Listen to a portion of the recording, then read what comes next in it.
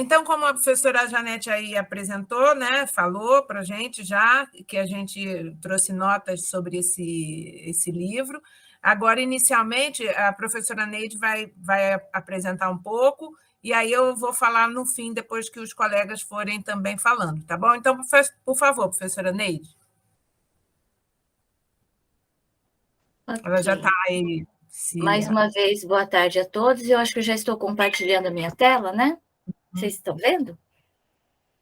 Sim, estamos vendo, Sensei. Tá, ok. Então, hoje eu vou me centrar um pouquinho mais sobre o que nós estamos desenvolvendo nesse núcleo sobre estética e natureza, né? É um nome reduzido que nós inventamos. E, na verdade, a minha função hoje é só apresentar essa questão da bibliografia, porque nós verificamos várias bibliografias, estamos tentando abordar primeiro a questão dessa natureza, ou o que seria essa concepção, né? E pegamos, então, inicialmente, essa obra que fala sobre a visão da natureza, né, que os japoneses têm, e que é uma tomada mais histórica, cronológica, eu diria, porque existem diversas abordagens, e o primeiro livro que nós começamos a tentar estudar, nós desistimos um pouco porque eram temáticos, e é sobre isso que a professora Andréa vai falar depois, tá? Eu não achei para pegar fácil uma capa. Então, isso aqui já é de uma nova edição desse livro. Eu acho que o que nós estamos usando é uma edição antiga, um pouco mais antiga, né? Uma outra versão. Vocês veem como o mercado editorial japonês é muito rápido, né? Ele já tem uma capinha aqui bem mais bonitinha. Mas ele é feito sob a organização do Ito Shuntaro e tem a contribuição desses famosos aqui, estudiosos também da área, né? Entre eles o Nakanishi Susumu, que eu falei um pouquinho ontem também, muito rapidamente. Mas, basicamente, temos aqui 5 capítulos que vão trabalhar desde Jomon, né? Kodai, que em geral nós pensamos que é esse período Nara e Heian, Chusei, que seria mais Kamakura e Muromachi, e Kinsei, que basicamente corresponde ao período Edo, ou o pré-moderno, e Kindai pós-Meiji, né? Talvez, provavelmente, até o início da Segunda Guerra Mundial, e o Gendai, que em geral é considerado pós-guerra, né? Ontem nós tivemos a apresentação deste segundo tópico aqui, que eu estou, acho que, mostrando para vocês, né? Que foi apresentado pela Miriam ontem. Então, nós, como estávamos falando hoje no início, nós realmente nos distribuímos para falar sobre diversos assuntos, e aqui, então, ficou um pouquinho truncada a apresentação, mas eu acho que também é válido. E então a Miriam já fez a apresentação desse primeiro capítulo, que também já foi estudado conosco junto aos nossos encontros, né? Além desse tópico, nós fizemos uma reunião com o grupo da professora Lília, que está trabalhando também em tema semelhante, né? Mas mais ligado às catástrofes, essas questões também da política, desculpa, do pensamento político, né? E nesse aspecto, o Henrique, que estava inscrito, ele está com Covid. Eu estou até suspeitando que talvez eu esteja, estou com muita tosse. Mas, enfim, ele também ia apresentar, mas ele pediu para não apresentar, por isso que estamos com desfalque, né? Mas ele também faz parte do nosso grupo. E naquela ocasião do encontro com o grupo da professora Lilian, ele apresentou para a gente a obra Fudo, né? Que não sei como traduziria, clima, geografia, são essas questões ligadas à, à geografia, né? E principalmente ao clima japonês.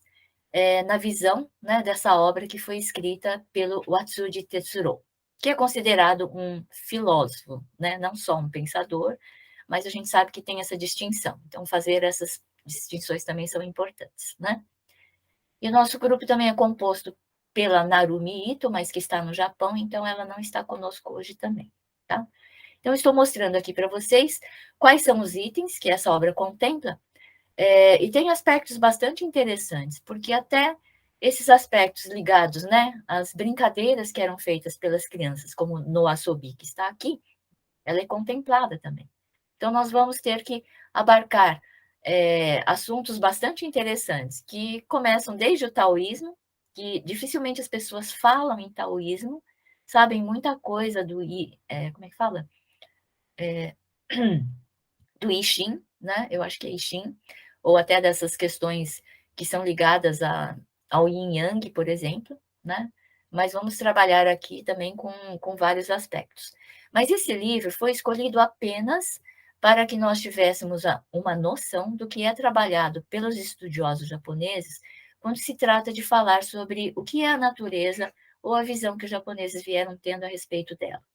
E a partir dessas leituras é que nós vamos começar a selecionar o que efetivamente nós iremos trabalhar para a elaboração do que nós estamos idealizando como os fascículos, tá? Então, ele é bastante extenso, essa aqui é uma primeira parte que eu dividi basicamente nesse período aqui antigo ainda, né, que não temos muito da parte da escrita, e a partir da escrita, né, quando nós temos os primeiros registros, como o Kojiki, por exemplo, e a partir de então. E aí continuamos também no período médio, né, o Chusei Jidai, e aí temos aqui questões ligadas ao shintoísmo, então é meio que inevitável que a gente trabalhe no âmbito da literatura e da religião, ou das crenças religiosas, como nós falamos, né, ontem, e alguns aspectos, inclusive, que dizem respeito a muitos autores que, como Miyazawa Kenji, que era budista, né, acabou trazendo para o espaço das suas obras literárias muitos aspectos dessas visões, né? Então, temos aqui uma tarefa muito grande ainda pela frente, tá bom? Mas eu acho que da minha parte seria isso. Eu não vou falar sobre todos os itens, porque acho que não temos nem tempo e não teria competência para falar sobre todos eles neste momento. Então, agradeço a atenção e passo a palavra, então, a Fernanda, de novo? Para mim. Acho que é o Nicolas, né? Isso. Certo. Então, vou apresentar um pouquinho da minha experiência com a leitura. Nós iniciamos, como a professora Neide falou, esse livro tem uma ordem cronológica, né? Então, nós começamos com o período Jomon. A minha leitura foi aquele terceiro item que a professora estava apresentando, que é Jomon Shukyo no Boshin to Nihonjin no Shizenkan. Que na nossa apresentação interna eu traduzi, uma tradução um pouco livre, como a figura da divindade materna na religiosidade de Jomon e a visão japonesa da natureza.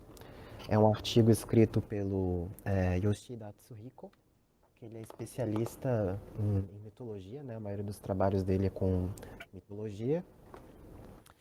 E nesse artigo ele vai trabalhar, assim, de maneira resumida, é muito interessante o artigo, mas aqui, por causa do tempo, ele vai trabalhar a questão da religiosidade de Jomon a partir de certos vestígios que a gente encontraria ainda hoje. Então, o que ele indica como esses vestígios são, em primeiro lugar, são certos Mukashi Banashi de um yokai, de uma figura chamada Yamauba, que é essa velha da montanha, um Mukashi Banashi que é conhecido no Japão. Ele vai indicar isso, ele vai indicar também divindades presentes no Kojiki e no Nihon Shoki, que são o Kemochi e o Getsuhime. E a partir daí ele vai puxando até chegar em trabalhos arqueológicos, né, de certos vestígios de escavações da era Jomon, com um trabalho com as estátuas, né, aquelas bonequinhas, o dogo, né, de cerâmica e alguns vasos também. Então, basicamente, ele vai se embasar no trabalho de folcloristas também, tem o Yanagita Kunio e Taiyo Bayashi, e trabalhos arqueológicos de Fujimori Eiichi. Basicamente, o que ele vai fazer vai ser reconhecer algumas características que aparecem nesses Mukashi Banashi de Yamauba, que, segundo o próprio Yanagita Kunio, são muito antigos, né? Provavelmente se ligam a histórias que existiam entre os povos que viviam nas montanhas, ali anteriores à cultura da era Yayoi. Então seria muito antigo, né? E coisas que tem esses vestígios até hoje. Então ele vem identificar algumas características que casam com características que existem dessas divindades do Kojiki Nihon Shoki, que são muito parecidas, e novamente citando Yanagita Kunio, ele fala que alguns divindades de povos antigos, com o passar do tempo, eles podem ter se tornado yokai, né? Essas figuras misteriosas, figuras místicas, às vezes uma imagem negativa, às vezes associada também, mas antigamente poderia ser uma divindade de uma cultura anterior. Ele vai casar novamente essas características com certas descobertas arqueológicas de como eram tratadas essas estátuas Dogo na era de Omon, com finalidades ritualísticas. E ele vai identificar nessa figura feminina, presente em todos esses 3 pontos que eu estou apontando, né? Uma divindade materna primordial, que seria ali cultuado pela cultura de Omon, principalmente do período médio, né, que é um tempo que a cultura de Omon ela se desenvolve e torna muito mais complexa. Então é essa faixa de tempo que ele está analisando. Mas nessa divindade feminina, nessa divindade materna que é levantada, ele vai identificar um culto à natureza, como se essa natureza se tornasse essa grande mãe para esses povos de Jomon, com certas características peculiares de culto. Então, muito resumidamente, meu capítulo que eu estudei era sobre isso, é muito interessante. É um artigo de mais ou menos umas 30 páginas, mas vale a pena o aprofundamento, é bem rico de informação. Mas hoje, por causa das limitações de tempo, é só isso que eu gostaria de passar bem sucinto. Então, acho que eu vou passar a palavra já, né, para Fernanda, né? Eu vou compartilhar de novo a minha tela.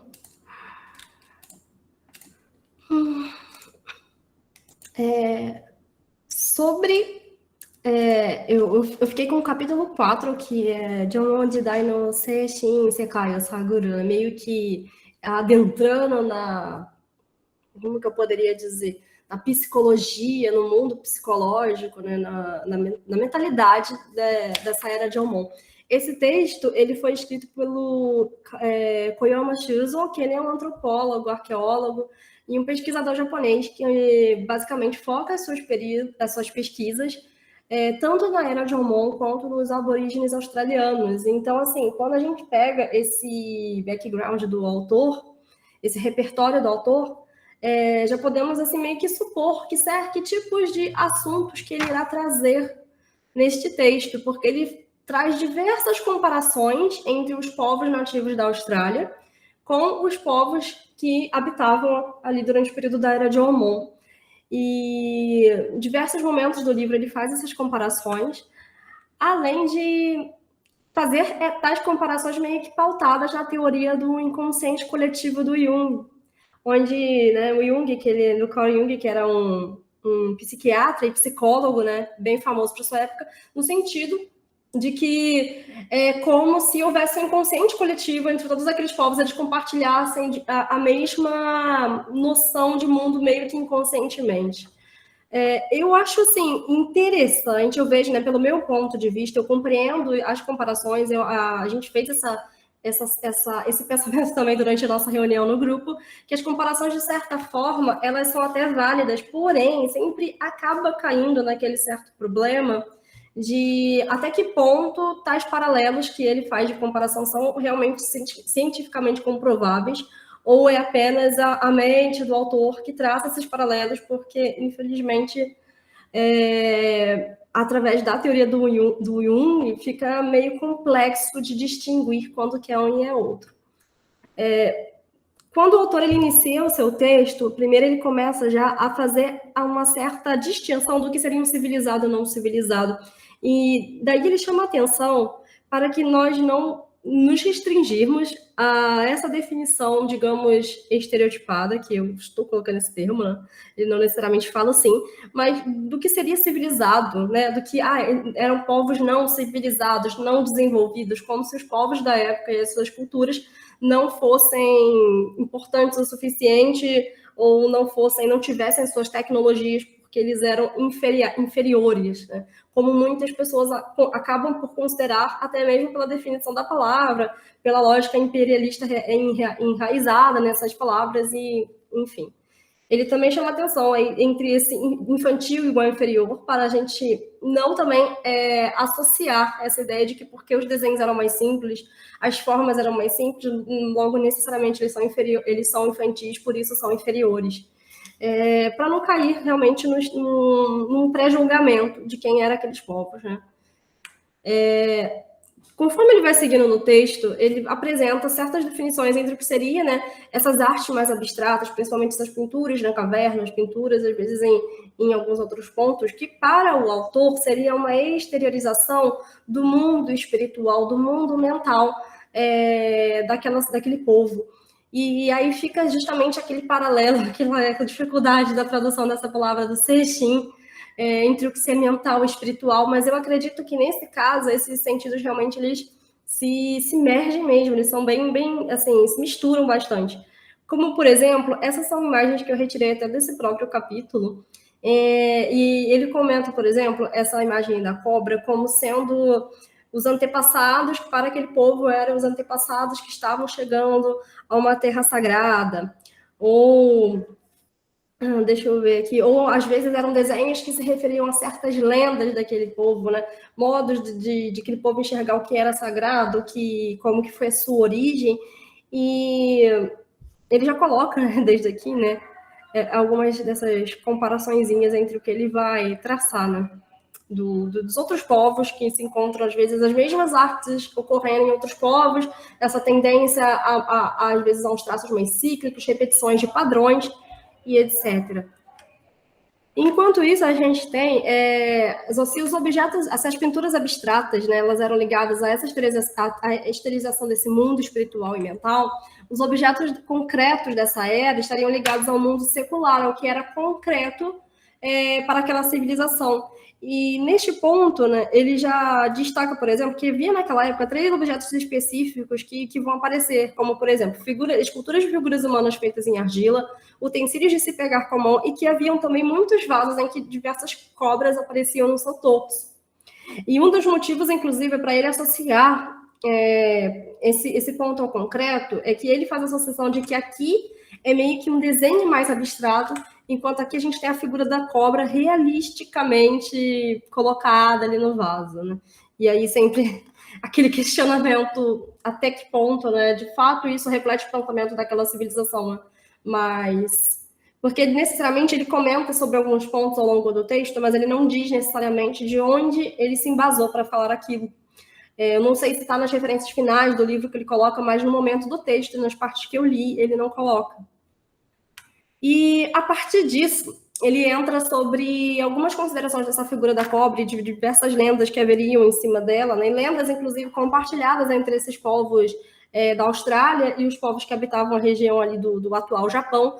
E dessas lendas que existem, por exemplo, eu tirei dois exemplos aqui que eu acho super válidos de destacar, como uma lenda em que havia um grupo de mulheres que foram levar as crianças no campo, porém, uma dessas mulheres, de repente, sentiu uma sede que acabou por engolir a criança. E quando o grupo retornou para a vila sentiu falta da criança, foi procurar a criança e acabaram se deparando com aquela mulher que já havia se transformado numa cobra. E aí, nessa lenda, conta que eles capturaram aquela cobra, cortaram seu ventre e tiraram do ventre a criança viva. E retornaram para a vila com a criança, deram banho, alimentaram, e meio que a partir de então, era como se a criança havia nascido de novo e agora já tinha se tornado um adulto. Inclusive, o autor cita, quando ele conta dessa lenda, que essa seria a origem do que seria hoje em dia o Sejinski, do que seria esse costume do Sejinski, com a cerimônia de maioridade. Porém, é justamente aquilo que eu falei anteriormente, ele não necessariamente cita nenhuma evidência concreta à medida que ele vai falando essas informações, ele literalmente fala, essa é a origem, e eu não sei se ele tirou de algum embasamento que está nas referências bibliográficas. E aí um outro ponto também que ele coloca é uma lenda dos povos aborígenes, que também tinha uma lenda com uma cobra que era mulher e que rodava o mundo, semeando, plantando árvores, deixando inhame para que os povos coletores pudessem pegar. Então, a gente já pode inferir que a partir daí meio que tem uma associação direta entre essa figura dessa cobra com mulher, maternidade e uma ideia, inclusive, que eu esqueci de falar isso lá anteriormente, de uma grande mãe, assim. Eu estou tentando até achar qual era a parte que eu tinha colocado isso, mas é uma ideia de uma grande mãe, uma mãe de todas as coisas.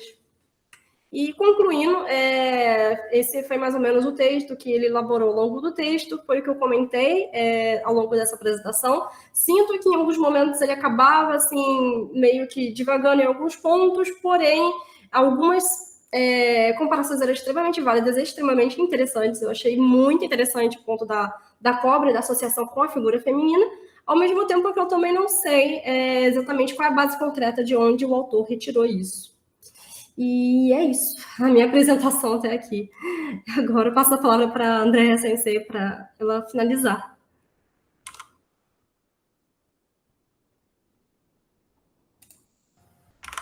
Obrigada, Fernanda. Eu vou tentar compartilhar aqui. Se eu tiver dificuldade, eu pedir ajuda já para o Nicolas, mas eu vou primeiro compartilhar aqui para facilitar um pouco também vocês irem acompanhando, né? Vamos ver se... Compartilhando? Vocês estão vendo? Eu não estou vendo, não, Sensei. Não, né? Eu estou até com medo de até apresentar sem compartilhar. Não, então eu vou pedir para o Nicolas, porque o meu computador, às vezes, ele realmente eu não consigo, aí já para adiantar, eu deixei com ele também a apresentação. Não é uma apresentação, 2 slides só para facilitar um pouco. Ah, joia, obrigada, Nicolas. Bom, então, conforme a Neide Sensei tinha dito agora há pouco, nós iniciamos o texto, os nossos estudos e tudo, por um outro livro, né, que faz parte de uma coleção, não é? Shizen Honshiso Daikan, e esse livro é temático, então, pelo que conversamos, acabamos migrando para esse livro que agora os colegas apresentaram, né? No entanto, como a minha pesquisa já vem de longa data aí no campo da religiosidade, né, japonesa, eu identifiquei lá um capítulo que pudesse ser interessante para pensar essa questão da natureza. E, de fato, né, então é esse capítulo aí que eu coloquei aí, Nihon Shisou ni Okeru Hongaku Shisou, né, escrito pelo Yoshiro Tamura, e é um texto que a gente ainda vou apresentar, mas eu achei importante já trazer aqui, porque ele tem elementos que eu vejo que podem ser interessantes para pensar a pesquisa que eu já também delineei um pouco, e acho até interessante, se tiver um tempinho, já fazer pontes, não é? Porque aí é uma pesquisa que eu espero contar com mais pessoas, né? Então, dentro do nosso núcleo, a gente vai ter o foco aí da estética e da natureza, mas quando a gente vai para o campo da religião, né, aí já tem outros desdobramentos que, no caso, tendo pessoas interessadas, a gente pode aí também, seria muito bom se a gente pudesse ir aumentando. Hoje eu tenho um aluno que já está fazendo alguma pesquisa nesse sentido, e eu vou dizer depois um pouco do projeto individual, mas eu gostaria que isso fosse também um pouco de divulgação para que, se vocês, né, tanto professores ou colegas aí que estão na fase de mestrado e doutorado, que têm esse interesse, que a gente já pudesse ir se aproximando, enfim, trocando também informações. Bom, por favor, Nicolas. Então, esse texto que eu me concentrei, ele vai falar de um conceito em budismo japonês, que é o Hongaku, né? E aí ele vai explicando, é um texto bem complexo, ele é de 3 partes, né?